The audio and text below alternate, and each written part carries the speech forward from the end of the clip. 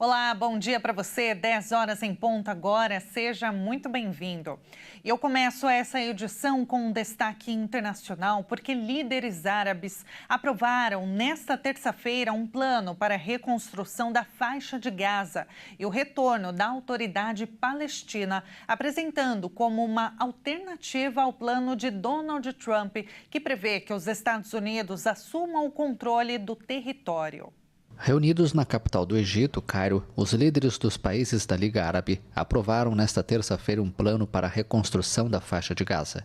O grupo alertou para o que chamou de tentativas imorais de deslocar os moradores da faixa de Gaza e pediu a unificação dos palestinos sob a liderança da Organização para a Libertação da Palestina, excluindo o movimento islamista Hamas.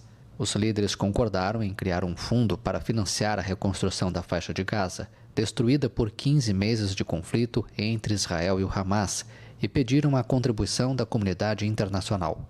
Mas o plano deve enfrentar a oposição de Israel, que prometeu eliminar o Hamas e descartou um eventual papel da autoridade palestina na faixa de Gaza. O Egito apresentou um plano de 53 bilhões de dólares para reconstruir a faixa no prazo de 5 anos. O presidente egípcio, Abdel Fattah al-Sisi, disse que o plano garantiria que os 2,4 milhões de cidadãos da faixa de Gaza possam permanecer em suas terras.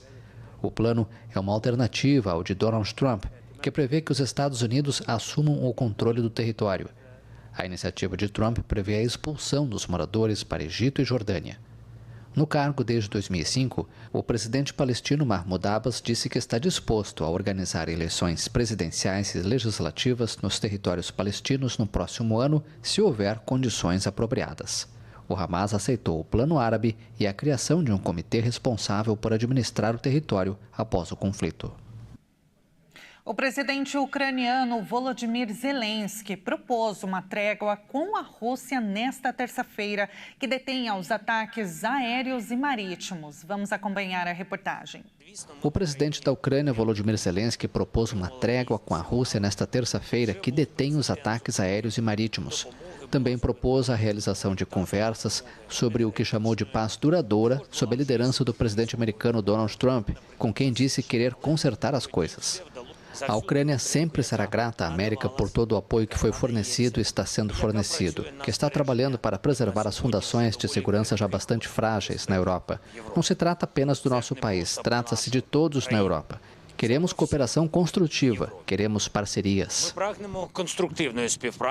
Na segunda-feira, o presidente americano Donald Trump ordenou uma pausa na ajuda militar dos Estados Unidos à Ucrânia após o bate-boca que teve na semana passada com Zelensky. Nesta terça-feira, o presidente da França, Emmanuel Macron, elogiou a vontade de seu colega ucraniano de retomar o diálogo com os Estados Unidos. O chefe de Estado, que conversou por telefone com Zelensky e Trump, reiterou a determinação da França de trabalhar com todas as partes interessadas para estabelecer uma paz sólida e duradoura na Ucrânia.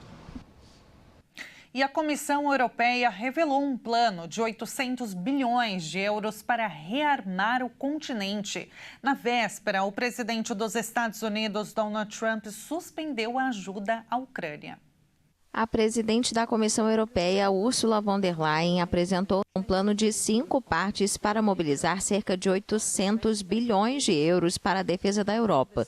O valor também inclui um suporte militar imediato para a Ucrânia, depois que Washington suspendeu a ajuda ao país. A Europa está pronta para assumir suas responsabilidades. A Rearm Europe pode mobilizar cerca de 800 bilhões de euros em gastos com defesa para uma Europa segura e resiliente. Claro que continuaremos trabalhando em estreita colaboração com nossos parceiros na OTAN. Este é o momento para a Europa e estamos prontos para dar um passo à frente.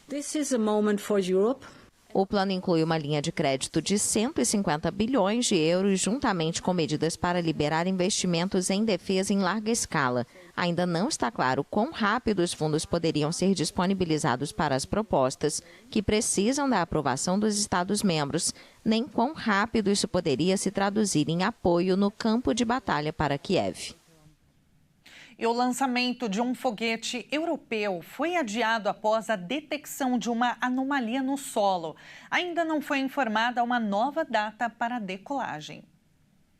O primeiro lançamento comercial do foguete europeu Ariane 6, programado para esta segunda-feira, foi adiado devido a uma anomalia no solo.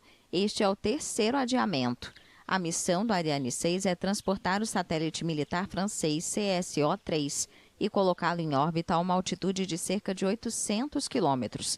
Este satélite tem como objetivo fortalecer a autonomia militar francesa e melhorar suas capacidades de inteligência militar. A Europa espera que o lançamento ajude a fortalecer sua indústria espacial contra os Estados Unidos. O CSO-3 completará uma rede de 3 satélites.